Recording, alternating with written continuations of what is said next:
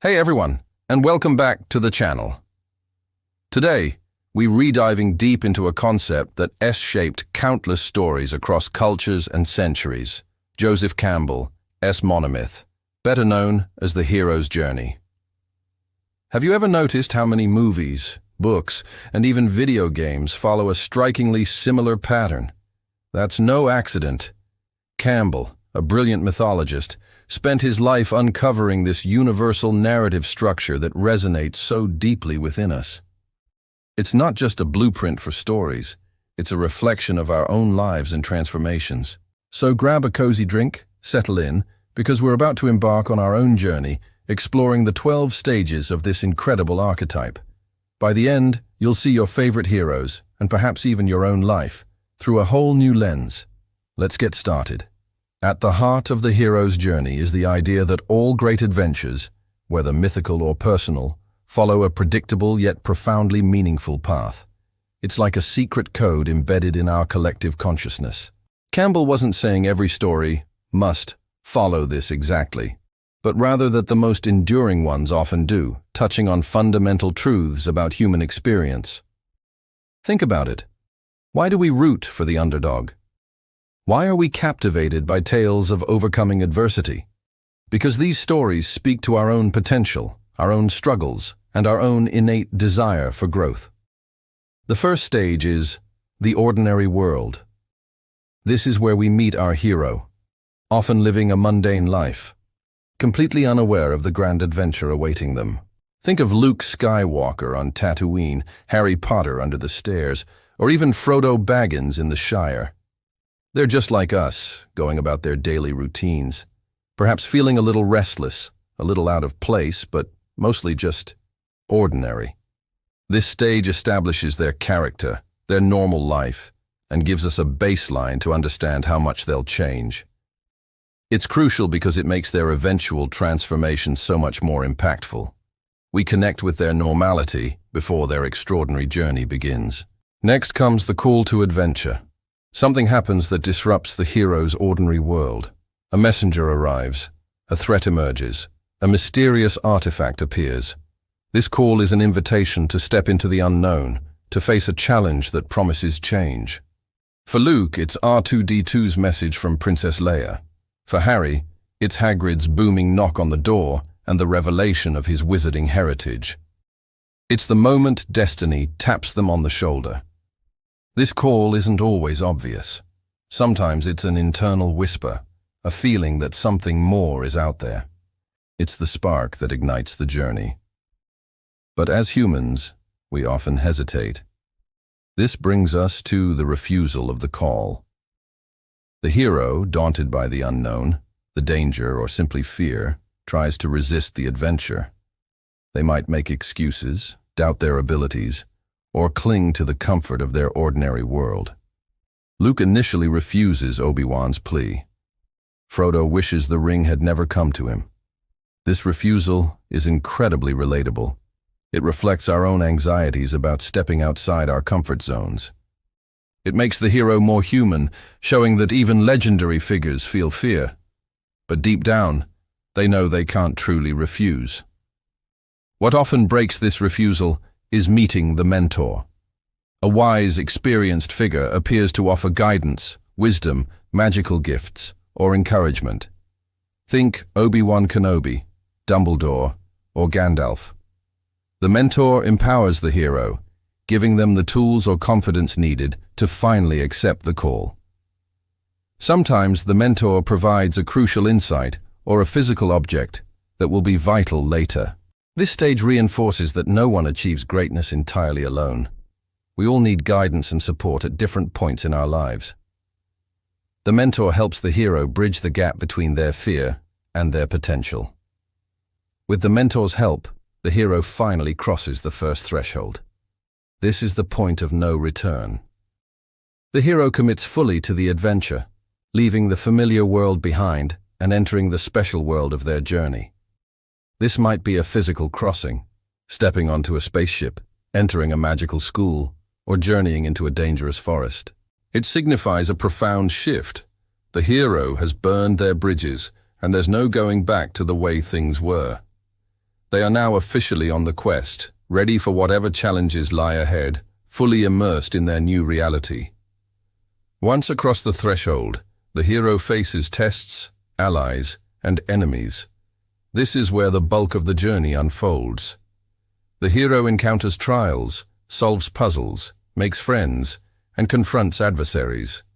These experiences shape the hero, teaching them valuable lessons, revealing their strengths and weaknesses, and forging alliances that will prove crucial later. Think of Harry Potter's first year at Hogwarts, full of spells, rivalries, and growing friendships. These tests are essential for character development, preparing the hero for the ultimate challenge. It's where they truly learn who they are and what they're capable of. As the journey progresses, the hero often approaches the approach to the inmost cave. This isn't always a literal cave, but rather the most dangerous part of the special world, often where the ultimate prize or the main villain resides. It's a place of deep peril, demanding courage and strategy. Before entering, the hero and their allies often pause to plan, to steel themselves for the confrontation ahead. It's the calm before the storm, a moment of reflection and preparation before facing their deepest fears. This tension builds anticipation for the climax. Then comes the ordeal. This is the central crisis of the entire journey, the hero's greatest fear confronted, their darkest shadow faced. It's a life-or-death confrontation, a moment of profound vulnerability where the hero might even experience a symbolic death and rebirth. Think of Luke facing Darth Vader, Harry confronting Voldemort, or Frodo battling Shelob. This is the ultimate test, where everything hangs in the balance. The hero must use all the skills and knowledge gained from previous stages to overcome this seemingly insurmountable obstacle. Surviving the ordeal marks a significant transformation. Having survived the ordeal, the hero seizes the reward. This isn't just a physical prize. It could be an object of power, a piece of knowledge, reconciliation with a loved one, or simply the experience of having faced and overcome their greatest fear. For Luke, it's destroying the Death Star and rescuing the princess.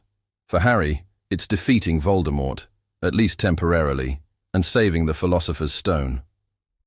The reward validates their sacrifice and hard work, signifying their victory and the completion of a major part of their quest. They've earned this moment of triumph. But the journey isn't over yet. The hero often faces the road back. The celebration is short-lived, as the hero must now escape the special world, often with renewed threats or challenges pursuing them. The forces they've just defeated might rally for one last chase.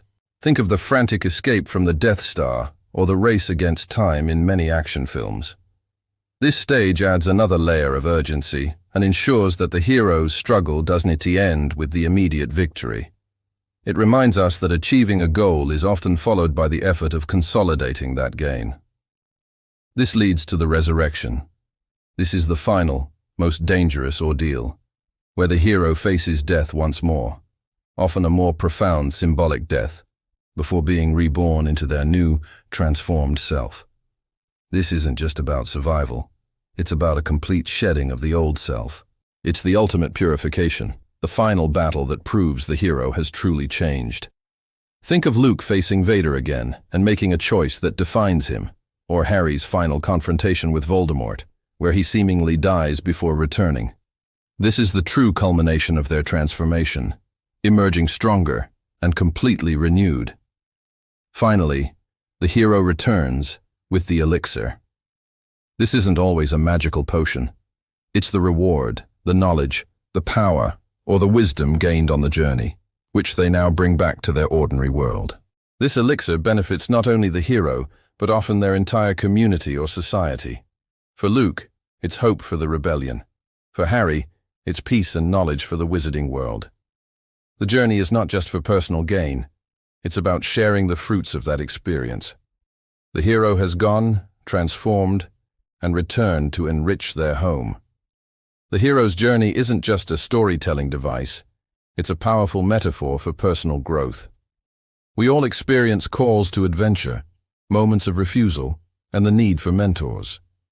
We all face our own inmost caves and undergo ordeals that transform us. Understanding this pattern can help us navigate our own lives, recognizing the stages of change and finding meaning in our struggles. It reminds us that challenges are opportunities for growth, and that even in our ordinary worlds, extraordinary potential lies dormant, waiting for its call.